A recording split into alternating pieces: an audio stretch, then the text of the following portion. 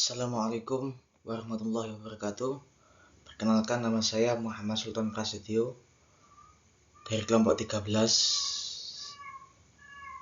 NIM 25106620099. Di sini saya akan menerangkan materi paradigma Qur'ani.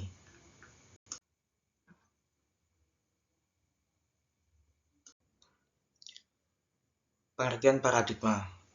Kata paradigma berasal dari bahasa Yunani yang asal katanya adalah para dan digma. Para mengandung arti di samping, di sebelah, dan keadaan lingkungan. Digma berarti sudut pandang, teladan, arketif, dan ideal. Dapat disimpulkan bahwa paradigma adalah cara pandang, cara berpikir tentang suatu realitas. Dengan demikian, paradigma Qur'ani adalah cara pandang dan cara berpikir tentang suatu realitas atau suatu permasalahan. Konsep dan karakteristik paradigma Qur'ani. Secara terminologis, paradigma adalah cara berpikir berdasarkan pandangan yang menyeluruh dan konseptual terhadap suatu realitas atau suatu permasalahan dengan menggunakan teori-teori ilmiah yang sudah baku, eksperimen, dan metode keilmuan yang bisa dipercaya. Menurut Kunto Wijoyo, Al-Quran mengandung muatan-muatan keilmuan yang sangat layak untuk dijadikan sebuah paradigma dan akan memperkaya khazanah ilmu pengetahuan umat manusia. Kunto Wijoyo memaknai paradigma Qur'ani sebagai cara pandang, yakni cara Al-Quran memandang semua realita. Al-Quran bagi umat Islam adalah sumber primer dalam segala segi kehidupan. Al-Quran adalah sumber ajaran teologi, hukum, pemikiran, pembaharuan, pendidikan, serta akhlak. Esensi dan urgensi paradigma Qur'ani. Yang pertama, dapat menyembuhkan krisis moral. Paradigma Qur'ani dapat menjadi pedoman dalam menyelesaikan krisis moral di era modern.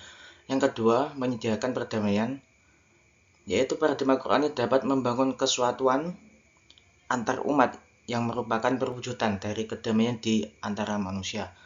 Yang ketiga, dapat menyediakan solusi terbaik. Paradigma Qur'ani merupakan sumber ajaran yang teruji dan terbukti dalam sejarah dan sekaligus sebagai solusi terbaik dalam menghadapi kehidupan modern. Selanjutnya, paradigma Qur'ani dalam kehidupan kontemporer. Bagi umat Islam, kemodernan tetap harus dikembangkan di atas paradigma Al-Quran. Kita maju bersama Al-Quran, tidak ada kemajuan tanpa Al-Quran. Al-Quran bukan hanya sebagai sumber inspirasi, tetapi sebagai landasan, pedoman, dan petunjuk dalam mengarahkan kemodernan agar dapat mensejahterakan manusia di dunia dan di akhirat. Apa arti kemajuan iptek kalau manusia tidak makrifat kepada Allah? Imam Junaidi Al-Baghdadi menyatakan, meskipun orang tahu segala sesuatu, tetapi jika dia tidak mengenal Allah sebagai Tuhannya, maka identik dengan tidak tahu sama sekali. Imam Junaidi ingin menyatakan bahwa landasan iptek adalah ma'rifatullah dan Al-Quran adalah paradigma untuk pengembangan iptek.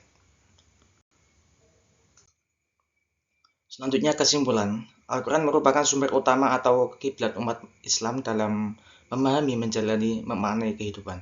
Sebagai sumber kebenaran yang menyeluruh, Al-Quran menawarkan perspektif ilmiah, moral, dan spiritual yang dapat menuntun manusia menghadapi berbagai realitas zaman modern. Paradigma Qur'ani juga berfungsi sebagai pedoman untuk menyembuhkan krisis moral, membangun perdamaian, serta memberikan solusi terbaik bagi berbagai persoalan manusia, terutama dalam kemajuan iptek. Terima kasih, kurang lebihnya mohon maaf. Sekian dari saya. Wassalamualaikum warahmatullahi wabarakatuh.